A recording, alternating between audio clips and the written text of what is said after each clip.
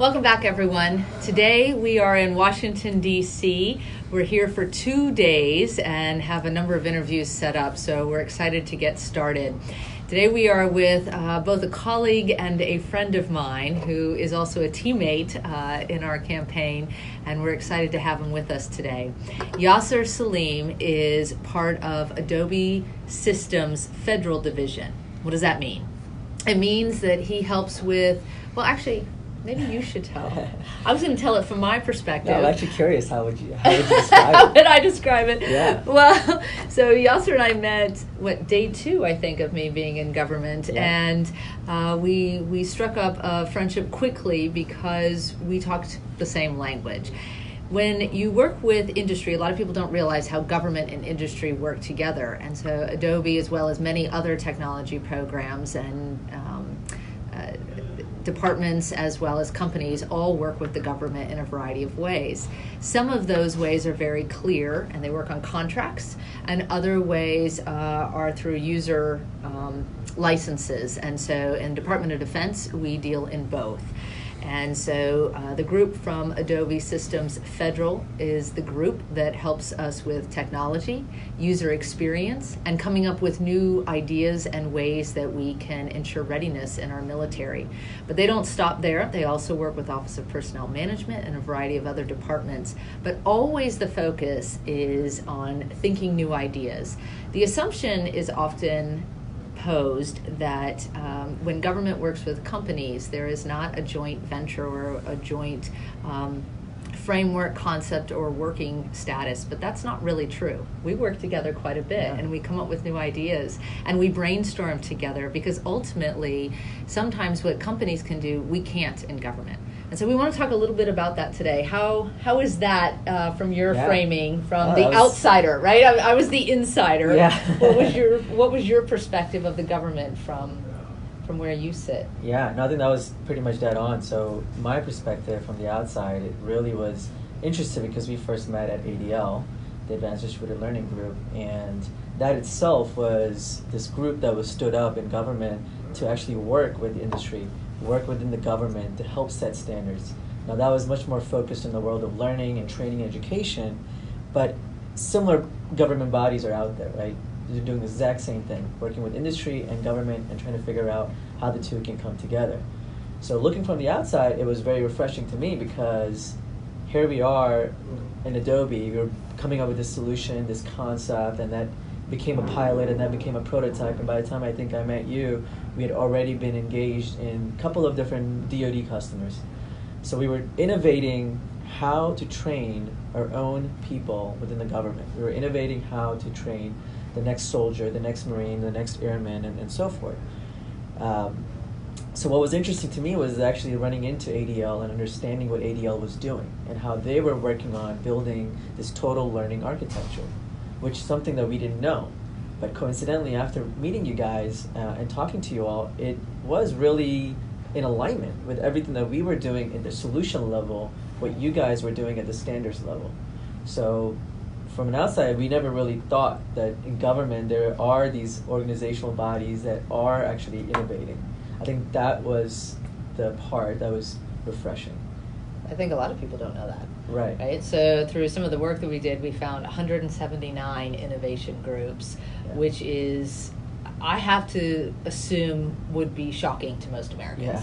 I don't think people realize, and those are not necessarily small entities. Yeah. In some cases, yes, it's a group of 2 to 5 people who are trying to come up with new solutions. In other cases, it's large bodies of researchers, innovators, government employees, but also commercial entities all working together simultaneously to try and solve problems. So the question often comes in, what is each person's role? Or I shouldn't say person, but entity's role. Yeah. Drill down, then it's also what is each person's role, because each person has a skill set as well. But I think this kind of uncovers a lot in government that people don't understand. And so when you all are trying to approach the government as a customer, how do you handle that? Yeah, so a lot of it is actually stems from our own relationships from the past, right? So Adobe has always been known as the Acrobat company, that Flash company that always throws those Flash. updates on our computer. Yeah, I mean, I have family members at home that'll still give me trouble over, hey, can you help Adobe to fix those Flash updates, right? So it's a running joke, but And DoD is hot to trot on dealing with the Flash decrement issues. absolutely, Yeah. absolutely. So historically, Adobe's have this footprint and this perspective in the customer base, whether it's commercial or government, that we do Acrobat, we do Photoshop. The little that people know is that Adobe's really kind of transcended into digital marketing and have become the leader in digital marketing space. And if you read some of the Gartner and Forrester material, you see the evidence of it. So a large portion of us, when we're dealing with government, is actually to go back to those customers, go back to those relationships we have where they're using our Creative Cloud or our Photoshop tools to create the content. So really, it kind of starts from that creation, right? Once you create the content, you need a way to manage it. You need a way to deliver it. And then if you're really advanced, you may want to track it too to see how well it's doing and what's working, what's not working. So our conversations really starts from that place of, well, who is our content creators today? Can we engage with them to understand what issues they might be having in managing the content, delivering the content? But then there's also very particular roles within the government, right? Now we have notions of a chief learning officer. We have the notion of customer experience officer, or so there's not a direct correlation between CMOs or chief marketing officers, but there's elements of that, right? We actually have offices that are focused on marketing, especially when we look at DoD services. Wait, you mean we have government folks Yeah. working on marketing? Which is Why would a government entity work on marketing? working on marketing, great question. So that's surprising to me too when I first kind of joined Adobe. And Which, by the way, we're not allowed to use the word marketing. That's right. Right? Which So is what. the correct term is outreach. Yeah, outreach Yeah. and communications. Outreach and communications. But Yeah. essentially it is marketing. Why? So in commercial, we're selling products or we're selling services, but in government, you're not necessarily selling anything. Mm-mm. But if you look at the world of marketing, it's about connecting the consumer with the content. That's right. And making sure that they can get what they want in the shortest clicks possible, the fastest time, right, to update content for an organization. So content velocity comes in to that. And that's really what government is looking to do. You're trying to serve your citizens, right? If I need to renew my driver's license, I'm going to go to DMV's website and I want the shortest clicks possible to be able to submit my renewal. If I want to renew my passport, same applies. Or if you're in the DoD world, I am a potential recruit and I'm interested in joining the Marine Corps. Right. Well, when I go to the Marine Corps' website, if it's too cumbersome to find the information, or if it's not even attractive enough, my experience of the website loses me, then I may not even join the Marine Corps. I may be looking at Air Force, right? So whoever... Oh, I like how you played that. Yeah. So whoever is going to get your attention. So to Right. Adobe, at the end of the day, and I tell this to all my customers when I'm leaving my meetings, that there's one thing that you can take away from this meeting is Adobe's about user experience. What comes under that user experience, we can talk about that, right? Whether it's building the most attractive website, it's about collecting those web analytics, understanding how the consumers are coming in or the people and the services are coming in. And it doesn't necessarily stop on the outward-facing side. We do this internally, right? Some of our biggest customers, like in the Army or the Air Force, they're servicing internal staff. And even if you think about it from that perspective, sometimes there's forms or there's a process that you need to go to, you need to apply for, and if it's not easy for me to find, submit, and get that data processed, it becomes a cumbersome entity, and then you're almost deterred to go back to it and apply to those things, right? It could be a simple thing as me requiring access to a sensitive system. Right. You have to fill out a cumbersome form. So how can you make those things easier? Bringing things like what we do in our commercial world, whether it's TurboTax-like experiences, whether it's the experiences we see on today with the younger audience on Netflix and Facebook and Twitter. It's about that social connection, right? How can I get my question answered the fastest time possible? So instead of the ownership on the government side to have a help desk staff constantly servicing these tickets, why can't we create a place where people can ask questions, other people can come and answer your questions, so you're crowdsourcing them. It's just faster time to market, right? There may not be a term for that in the government, but that's how we look at it in the commercial space. We call it spending fewer tax dollars. That's right? it. Yes, Right? exactly. I mean, it's about getting a better answer for less money, Yeah. right? And recognizing that innovation in the public sector, in the private sector can benefit the way we operate in the public sector. Yeah. But it's often taboo or believed to be taboo to do that, and in fact that's not true. A lot of people don't realize we actually get guidance inside government. I would receive information from Office of General Counsel telling me specifically how I could work with different companies. Yeah. And the purpose of that information was not actually to deter us from working together. They were actually trying to do a like a campaign for helping people to recognize you can work with commercial entities. You just need to know what the rules are. One of the golden rules is that we have to be fair in the way that we operate. So although we're talking with you today because you were the person present and we're talking about Adobe, to be fair and recognize that rule, we would talk to lots and lots of different groups, right? Yeah. And information doesn't come individually. Information goes broadly to ensure that all companies have an opportunity to participate. Absolutely. And yeah. in fact, some of the ways we did it with the government program that I worked, as you mentioned, ADL, is we would have poster sessions and collaboration sessions. I think we all know you love Post-it notes. And we did lots of whiteboarding. There's rooms and rooms full of Post-it notes. So now every time anywhere I go and I see Post-it notes, I think of you. It's become your signature. Is that a good thing? Or it's a great thing. I mean, I have found value in it, right? Yes. In collaboration. Because Yes. you can just put ideas and just kind of plot them. Yeah. And it's so much easier to work in a large group setting where you can just hand everybody their own little Post-it note. Yeah. And whatever ideas are coming into your head, just plop them. Because to the Post-it note company, I have one major issue. There are not enough colors. Yeah. Right. Okay. So to your point, if I could give everybody their own color, we would be able to actually understand and maneuver information much better. But when we would get 28 nations involved in NATO and having them, it's a little tricky. It was actually really great because we have so many different personalities and cultures present, and also language barriers sometimes. Yeah. That it was really great to be able to help curate information. So actually, I think it's a benefit, not a drawback, and encourages everybody to participate. Now, question. There are many things, and I know we agree on many of the issues that exist in government and some of the frustrations that we see. But let's start with two. Okay. What would you say are the two things that Americans are not aware of that are problematic and that we could fix? And by we, I mean the greater technology space, not so much just a singular company. Yeah. In the context of any particular context, or I mean... I'll leave it broad because okay. That's actually hard to come up with on the fly, right? What are the top two issues that you see that other people are not aware of? Yeah. What is it?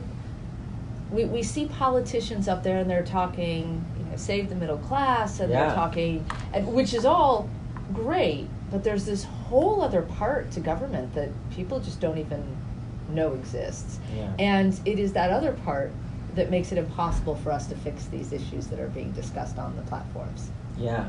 Well, I think there's, as you said, there's so many.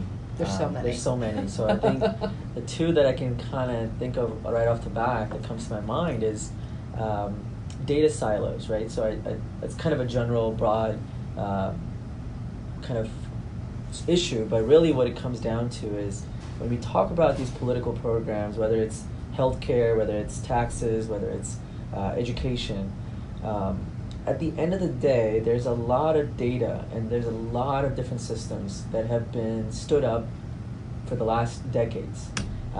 So we constantly see, even as a commercial entity in the commercial market, when we engage with government, that here's another RFP, here's another RFI. Wait, what's an RFP and RFI? So request for proposal, right? So it's a request from the government going out to the market for everybody to bid on, with a set of requirements that they put out saying which one of the vendors or contractors out there that can help deliver these requirements.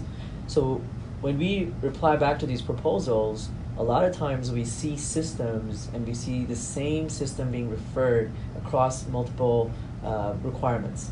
And it seems to me that there's a lot of systems that have become the standard centralized data repository that are servicing many different needs.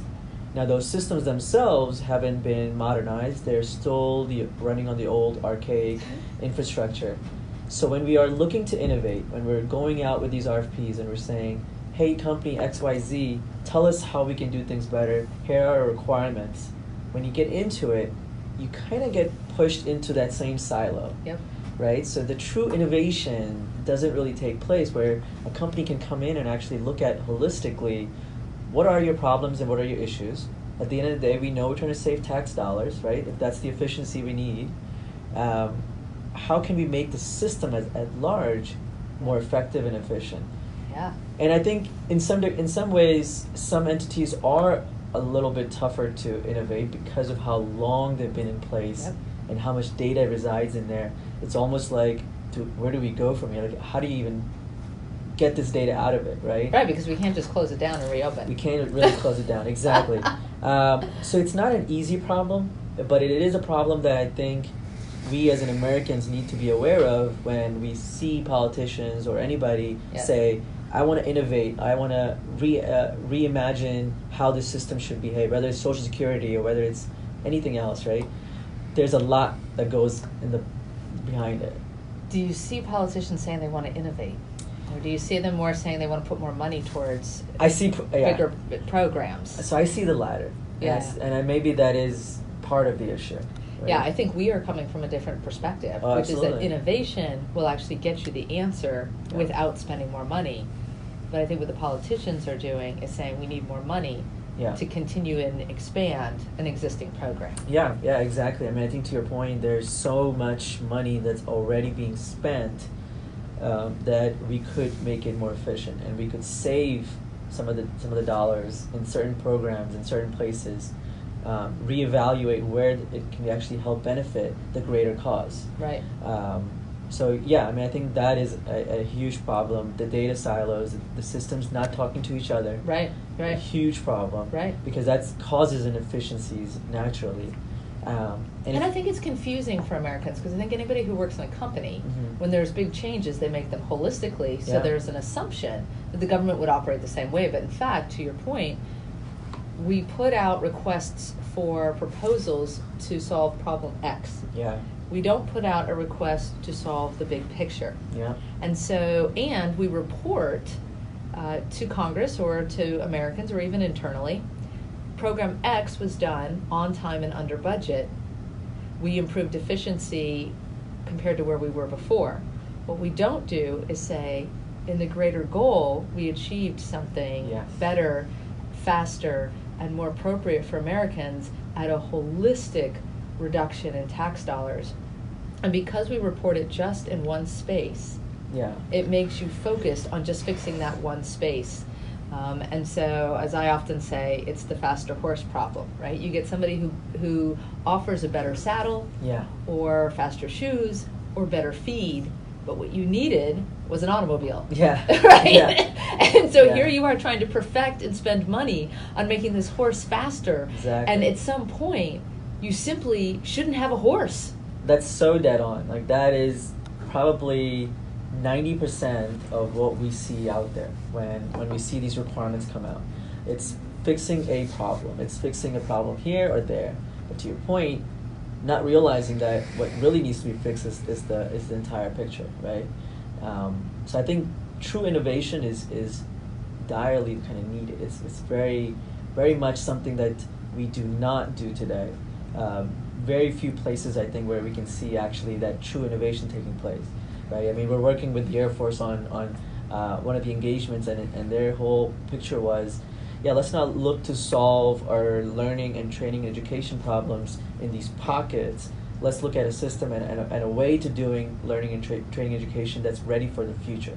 Yes. So when we started from the conversation of what's needed in the future, it automatically led us back to the place where we needed to be today. Yes. Right? And that basically comes down to not using what they have. No. And it's a sad day in DoD right now, Yeah. but an exciting transition. Exactly. Yes. Exactly. So I think my kind of biggest pet peeve in some of these conversations is we don't think about the future. We only look at what's in front of us at this immediate time.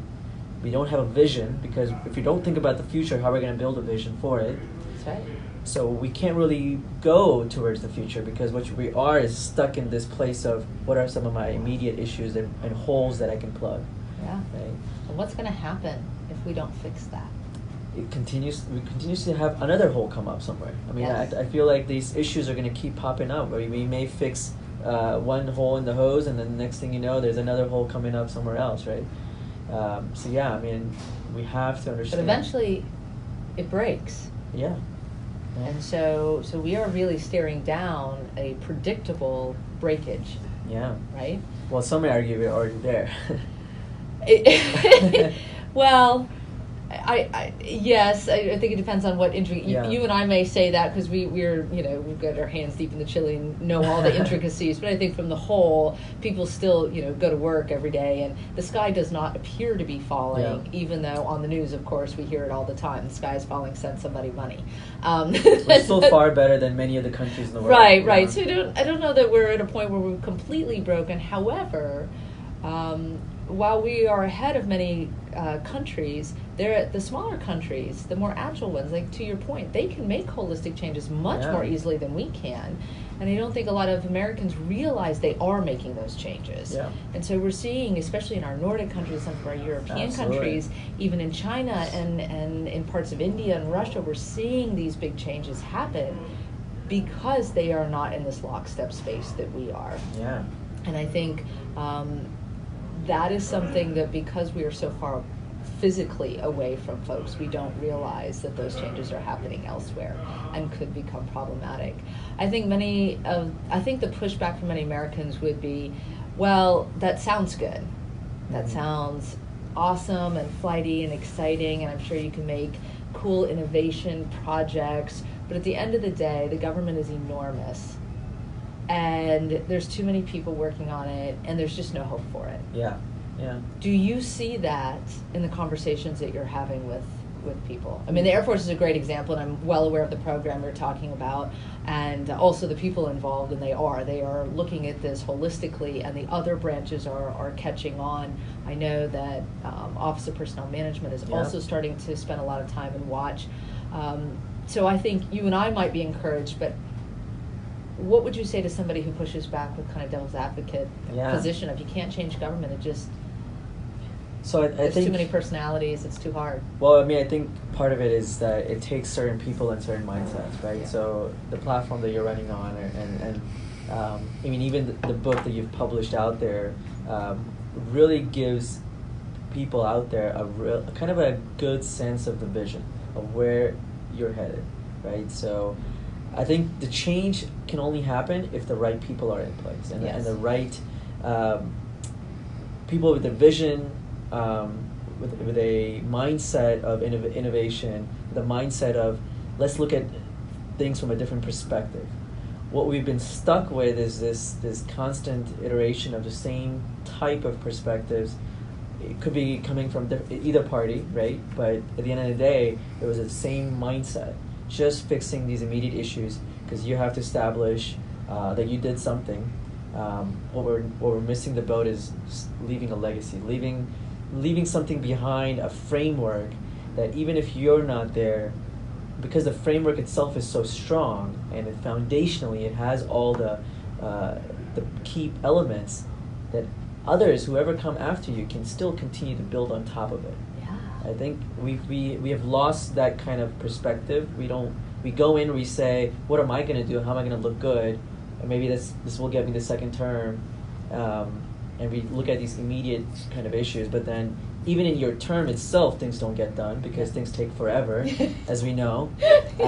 So really, why don't we talk a little bit differently? Why don't we talk about laying the foundation, laying a framework, getting everybody to agree that this is the right framework, and then start to put the building blocks on top of it, so that no matter who is in the seat, they're still working towards this common goal of making America better.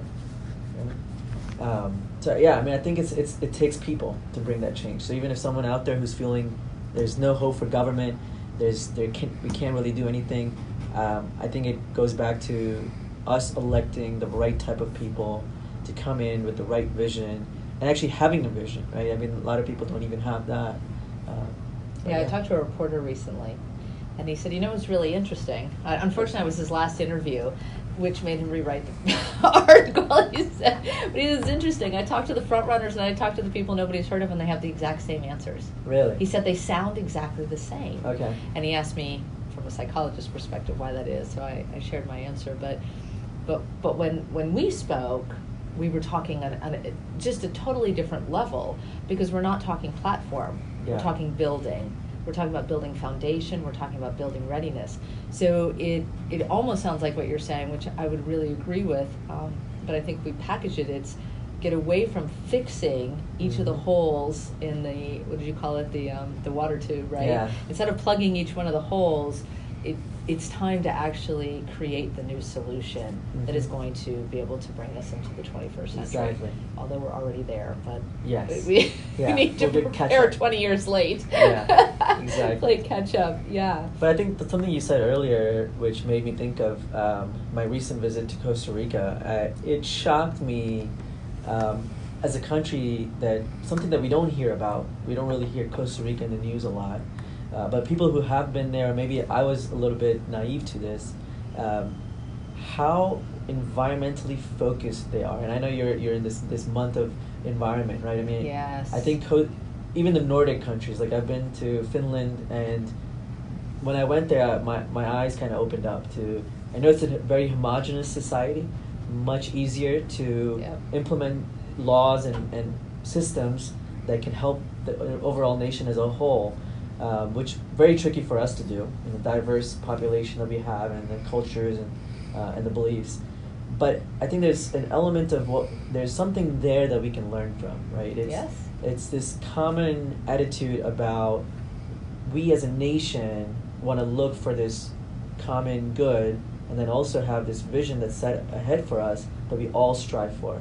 So something I learned with Costa Ricans is they're so focused on the environment and the preservation of their forests and the rainforests. I mean, that even though there's a high influx of tourism in certain areas, they keep certain areas as it is. They're not going to change. They're not going to continuously build out resorts or big hotels and such.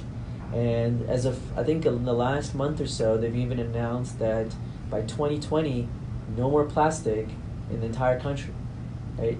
Which is massive undertaking. Yeah. And to see a country like Costa Rica do this, and I have to validate this, but there's been some countries in Asia that have also claimed to do the same recently. It's amazing that this notion is going around the world. And here we are, we like to be focused on environment, we'd like to talk about it, but we don't have those actions, laid out. So I think there's a lot to be learned from the Scandinavian countries, and especially when we talk about education, especially when we talk about healthcare. Those are two things that I think they're doing the best at, especially in particularly Finland. And then there's a lot to learn from some of our, South American neighbors, such as Costa Rica, or Central American neighbors. Even there's so much that we can do, even at a smaller level, that has such greater impact. Yeah. No, I completely agree, and I mean, just yes, all the way across the board. I'm very passionate about the fact that we have expertise both across the different states in our country that need to be shared, and then across the different countries that are our allied nations, and ensuring that we are bringing that information together to be mutually beneficial, rather than seeing everything as a competition. I like competition. I love challenge. It's a lot of fun. I'm not anti-competition or challenge. But I think there is also an element of, at the end of the challenge, whichever is the best answer, let's go ahead and aggregate that and pull it together and optimize it. Absolutely, yeah. And I think that's that last part is what we often miss, right? We get into these personality spaces and fight over resources, or even perceived resources. But at the end of the day, we don't have the earth, we have nothing. So we've got to deal. But I think if I were to kind of wrap this up and summarize, it's we have to have the foundation in government in Absolutely. place in a way that allows these innovative responses to these other problem sets, environment, healthcare, education, so that we can actually enact those changes. Today, if we just keep trying to fix the problems in government, or we just one-off try to fix pieces, parts with money of these other issues, we're not going to get there. Predictably, we're not going to get there. That is a broken solution set or plan. Absolutely. So our country is at a point where we have politicians who have a certain skill set and understandably deal in money in Congress. That's their actual job. Yeah. But then we have this whole, 2.4 million people plus all our military, which is another 2.1 million, who are trying to work in this innovative space, and we need to find a way to bring these two together. Yeah. And then I think we can move forward. But until that happens, we're going to keep circling, building faster horses. I mean, plugging holes. Same metaphor over and over again. Yeah. But one that we have to find a way to get out of. Yeah, absolutely. Yeah. All right. Well, thank you so much for joining us, and we will continue this because I think what I'd really love to do is we're having this conversation. I'm thinking it would be neat for us to keep trying to tackle some problems together and talk about what is available in technology in the industry and that government-industry partnership, and rather than seeing it as a combative space or an either-or, how it is that it's a complement. And be able to illustrate that forward. So. Yeah, no, absolutely. Great. Well, thank you so much for joining us.